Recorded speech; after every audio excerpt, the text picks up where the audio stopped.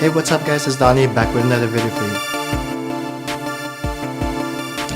Yep, I got one. So I have this phone for about 4 months now, so I think I have enough hands-on to tell you how I feel about this phone. So my experience with the iPhone 7 is... meh. The new iPhone 7 has the A10 Fusion chip with 2GB of RAM, which, aside for faster performance, it helps with power consumption. They come in 256GB, 128GB, and 32GB variants. Which, to be honest, 32GB is enough for music, Spotify, and for keeping around 800 photos and some videos. If you like to download games, get the 128GB for sure. Thanks to Apple's integration of the iOS with the A10 Fusion chip, I didn't notice any lags or hiccups. Opening apps and sliding through notifications and pages are pretty smooth. Power consumption is very good.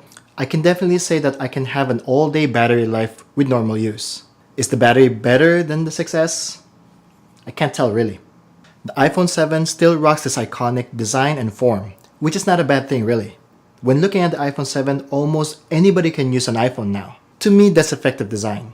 The screen is brighter than the 6S, but it's not as fine as the Galaxy S7, S8, or even the Google Pixel. 3D Touch is still a welcome feature in this phone, and I feel it is much more useful than last year. Phones like the Google Pixel are starting to implement the same technology in their phones. Touch ID is really responsive despite not being a physical button. You'll get used to it. I really like the new stereo speakers. It is much louder than most phones I used. This is the newest iPhone. It's a couple months later, and this is the review. You won't really need an external Bluetooth speaker anymore, unless you want some bass.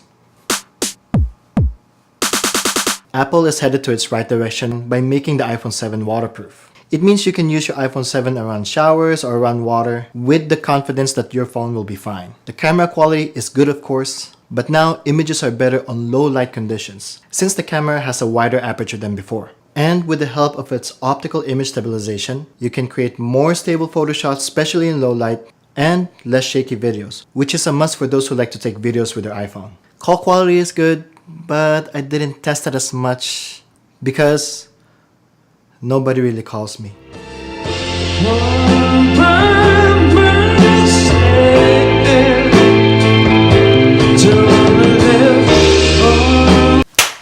I'm sorry. Okay, the iPhone 7 is not bad so far, except the lack of a headphone jack makes me always think, how am I gonna listen to my music? And I know it's not a big deal, and maybe you're saying, Donnie, stop being lazy. And I'm like, dude, shut your mouth. What I'm saying is, in my case, not having a headphone jack on the iPhone 7 is a very troublesome experience. Compared to the 6S, I didn't have to think about things like, did I leave my lightning to headphone adapter? Or, how am I gonna play my jams in my friend's car?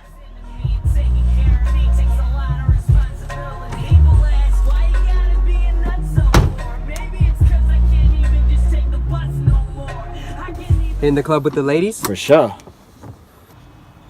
Let's hear what you got. Man, I have an iPhone 7. You know it doesn't have a jack. Man, I got you. Man, get off of me.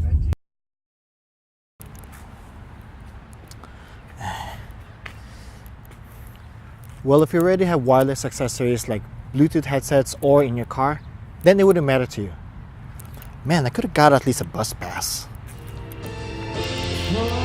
Stop it. Okay, here are my final thoughts for the iPhone 7. The iPhone 7 is a really good phone. Maybe iPhone 6S good. So if you really want the waterproof feature, and that's about it, then upgrading to an iPhone 7 is not a bad decision.